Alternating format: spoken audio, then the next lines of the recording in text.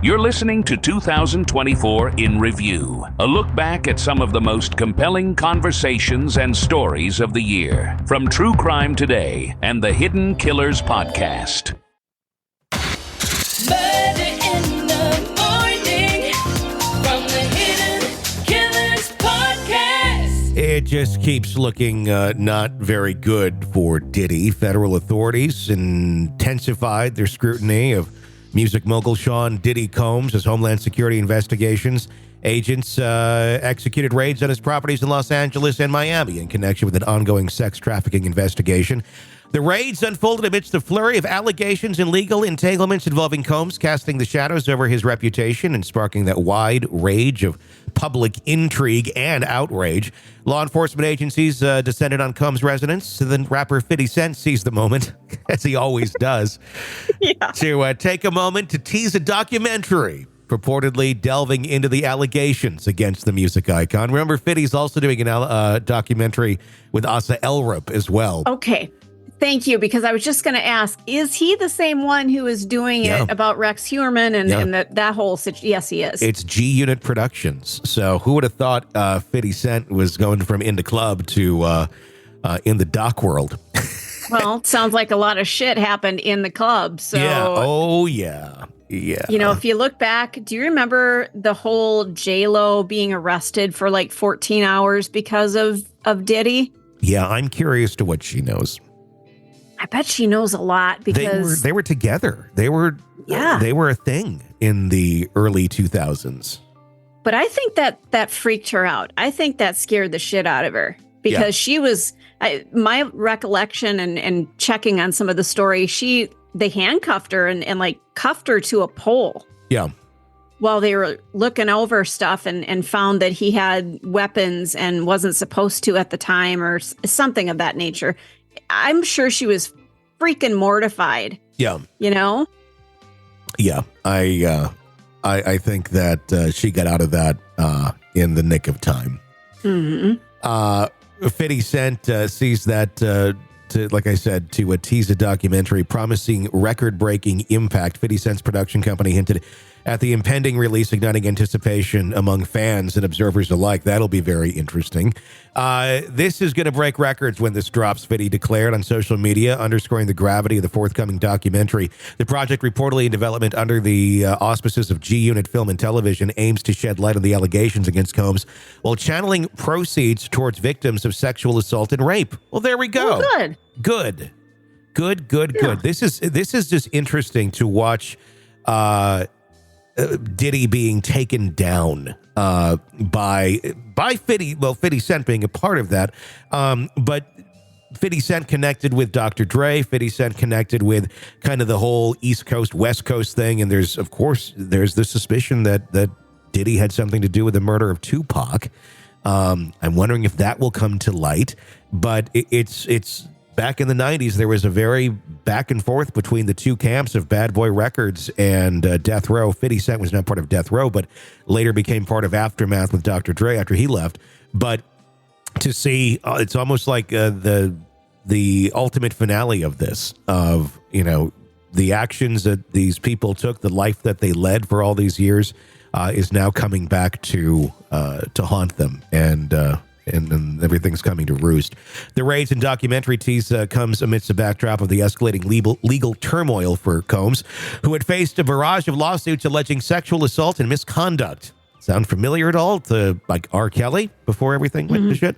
Interviews conducted by law enforcement officials have brought multiple individuals into the fold with investigations centering on sex trafficking allegations and potential RICO violations. And that is also how they took down R. Kelly, with the RICO statute, normally used for gangsters, but used in this in organized crime.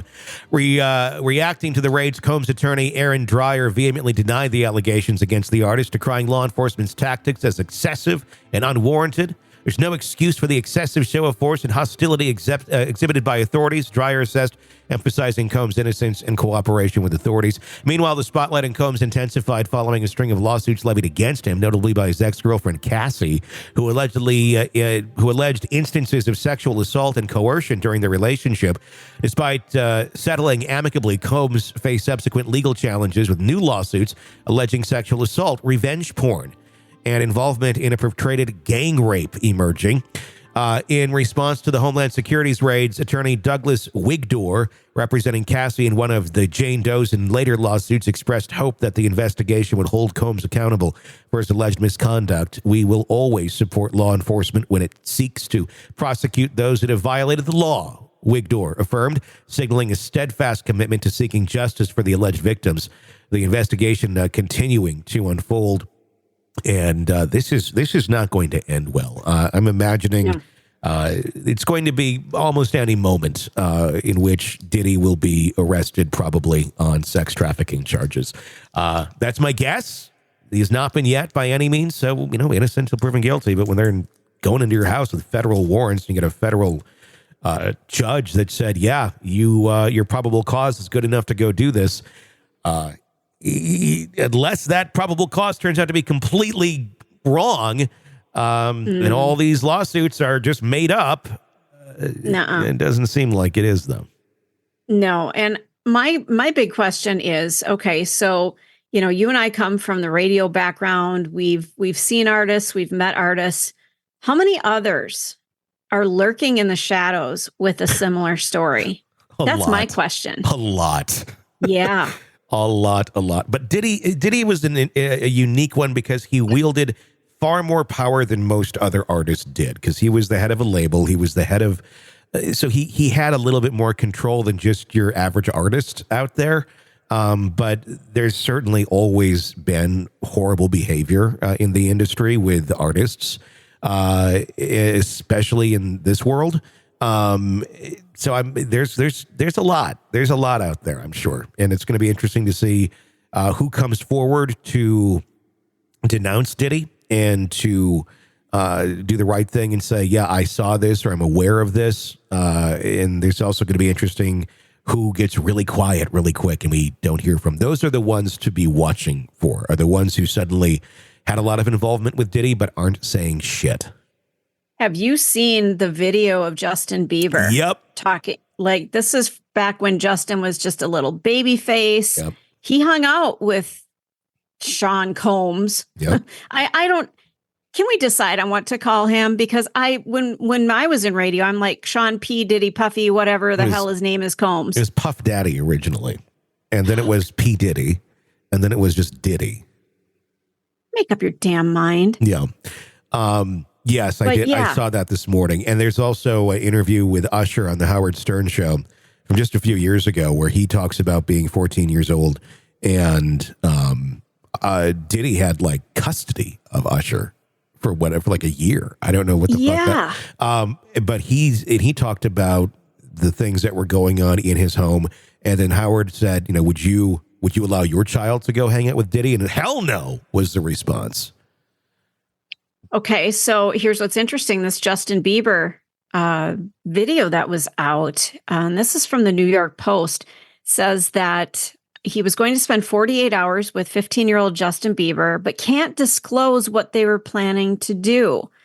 Diddy is seen standing next to Bieber, a little baby face, and it says he's having 48 hours with Diddy. We'll be hanging out, and what we're doing, we can't really disclose, but it's definitely a 15-year-old's dream. And it just conjures up like, well, at 15 and male, is it video games? Is it race cars? Or is it women? It's women. I'm sure it's women. Mm-hmm. I'm sure it's women. And yeah, I mean, it's what adult stands next to a 15-year-old, unless you're like their parent, right? And saying, we're going to have a great 48 hours. It's going to be a 15-year-old's dream. I mean, I could see a parent doing that and it being race cars and video games and a trip or something, water park. I don't know. But what adult that's not their parent stands there and says something like that with a 15-year-old. And at the time, Diddy was like, I don't know, in his 30s or 40s. He was 40 at the time. He was 40 at the time. I can't, I'm 41. I can't contemplate standing next to a 15-year-old that's not my child saying, we can't disclose what's going to be going on, but it's going to be a 15-year-old's dream. I mean, that's just the creepiest fucking thing to say. It is. It brings to mind Michael Jackson. Again, Yes. What are you doing with kids that aren't family, or, you're a big friend of the family? And it's like, oh, I'm going to go hang with the famous friend of the family. That's a little different, but it just somebody you don't know. Well, and look at that point in time too. These things were all happening underneath everyone's eyes. They were just right there. And everyone just looked the other way. I mean, I don't know. R. Kelly we knew about. R. Kelly made no sense as to why that was always brushed away. Diddy, I don't know that we knew, honestly. But in some ways, you look at some of this shit and go back in time and go, how did that not look creepy back then? Yeah.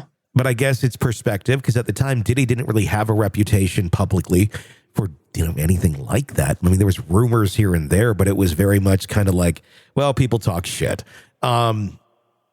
But I guess a lot of it turned out to, or is, allegedly, may turn out to be pretty fucking dark. It just shows you that, eventually people get caught doing these things, but boy, it can fly under the radar for quite some time, especially if you've got money in this country. Money really talks. Yeah. He was kind of untouchable for quite some time. And, I think he knew until he wasn't. I kind of feel like I think he knew this was coming, because he's been very quiet in the last many years. But there's probably an element of his narcissism that also prevented him from realizing that eventually this would come back to get him. And I think it's amusing how 50 Cent's on the sideline going, right. Like, this will come get you someday. This will. It really, really will. And now it appears to be happening. We'll keep watching this. There's a whole affidavit. You sent it to me yesterday, the court affidavit. Did you read it? I have not had time to read it yet, but I'm going to actually read it and put it into some episodes. I'm going to break it down. And I do want to through tell you, it is very disturbing. I do think we need to have a disclaimer, especially if anybody has dealt with sexual assault. I think it's extremely triggering, because I read it and went, oh my God, oh my God, oh my God. How big, how many pages is it? Is it big? Boy. It's not outrageously big, but yeah, there's several pages. All right. Yeah. We'll go through that here in the next week or so and post it so one can listen to it. And we'll put a disclaimer on it. But there's 73 pages. Oh shit. Okay. Well, we'll work our way through that. I also have the diaries of Ruby Franke to go through as well. Oh jeez. Some good reading this week here on the show. Press subscribe. Want to listen ad-free? Want advance access to all of our interviews before anyone else? Become a True Crime Today Premium Plus subscriber on Apple Podcasts. You get every episode commercial-free. So you can binge on true crime until you can binge no more. Search True Crime Today Premium Plus on Apple Podcasts now, or go to our podcast page and sign up now. More of the Hidden Killers podcast next.